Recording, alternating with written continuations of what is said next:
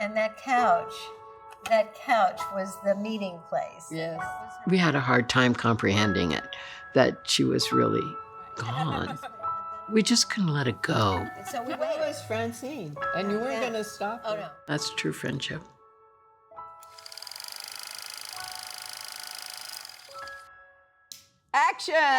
Action! Okay, the friend group. I met these women a long time ago. Marianne, she's a thinker. I love Marianne for that. The other Sharon, that's how we refer to each other. Glenda. Glenda's my sweet friend. Let's talk about Donna. Donna was so instrumental when we did Francine's Friends.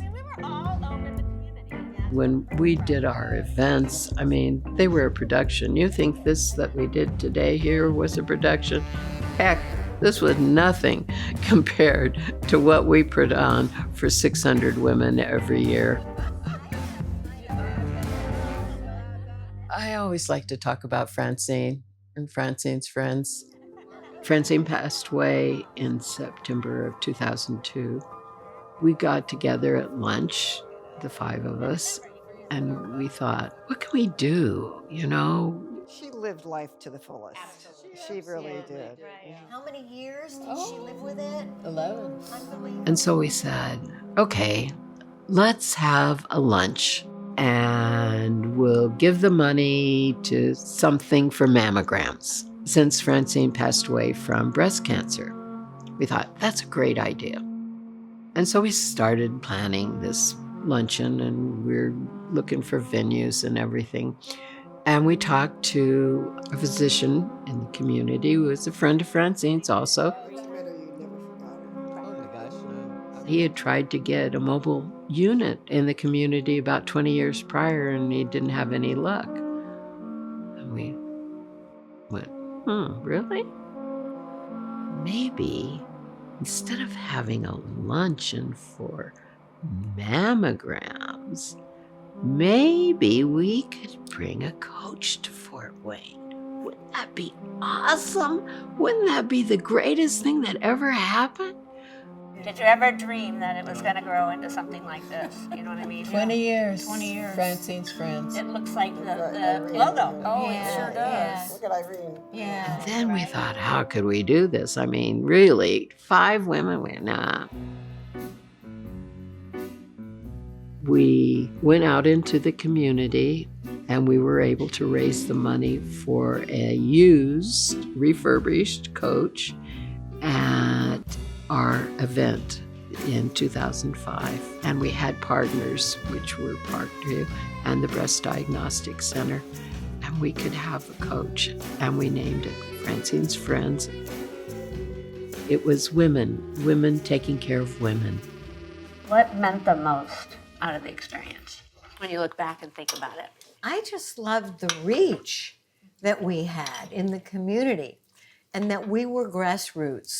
We were like the only thing that had never been before. We found people who needed our services. Well, you went to and we where found- women go. And that was genius. It was Right. so much easier. The intent was to remove those Right, barriers. right, You know, right. because sometimes the barriers were, I can't get there, or I don't have time. I don't have time. Right. I don't have time unless you're in the place where I go to lunch. I can't Well, guess take what? that. We'll sit in your parking lot, and or well, I got to get groceries. The people we help. The survivors. Yes. The people we help. The lives that you saved. I just felt like it was time in 2014 to step back and smell the roses. So we decided to talk to Parkview about taking over. In one sense, it almost went from one group of friends to another because the team that is involved on the Parkview side to making this happen, we're no joke either. Like, we're up for the task. We're up for any challenges. And I just can only hope we can be as tenacious and resourceful as the founders.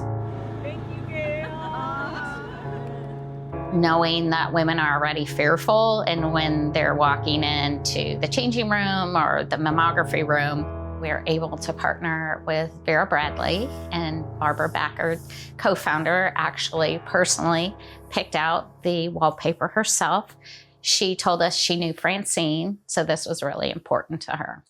Oh my gosh, it's beautiful. Oh, look at this.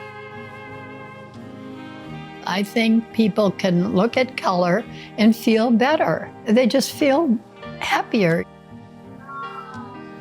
It puts you in a better spirit because it's something women don't look forward to doing. The patients come into the room, and when I walk into the exam room, they're scared to death. There are quite a few people that they don't want to know. People are busy, they don't want to interrupt their lives. They don't want something to be the turning event. Images on this coach now are able to be immediately transmitted to radiology. No waiting. Well, the waiting time's much less. I just think that mobile mammography units, particularly in regions like this where you have a lot of outlying small towns and a lot of people that may not have transportations, it's like a game changer. Francine would love it. She's smiling at us today. She is. Go with a friend and plan a day around it. Say, let's have lunch and go get our mammogram. Make it fun.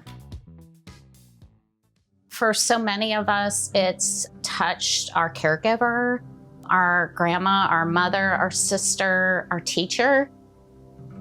1 in 8 women are going to get breast cancer. I get a lot of patients who'll come in and they eat clean, they exercise, they do everything right, they don't have a family history. Doesn't matter. If you have breasts, you're at risk. I know that it's difficult and it's scary, and people hear, oh my God, it hurts having a mammogram, or I don't want to know. But you have to think about the other people in your life. There's somebody out there who loves you. That's our best protection, is a mammogram.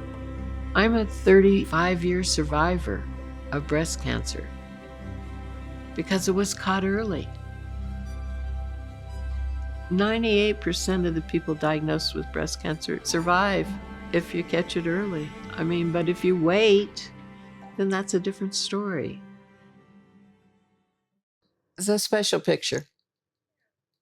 This is the last photo that was taken of Francine. And it was taken on her famous couch. Francine held court on this couch. It was in her sunroom.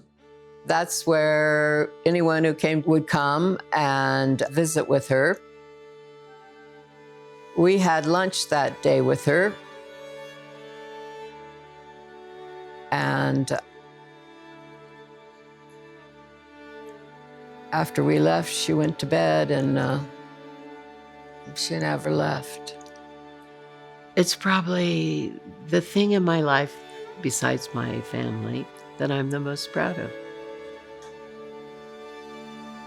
It's helped so many women. They would say things like, "You saved my life.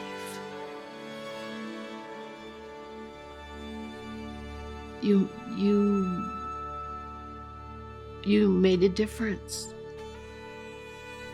I would never have gotten a mammogram if it hadn't been for the coach." It's been an honor for me to be part of a group like this.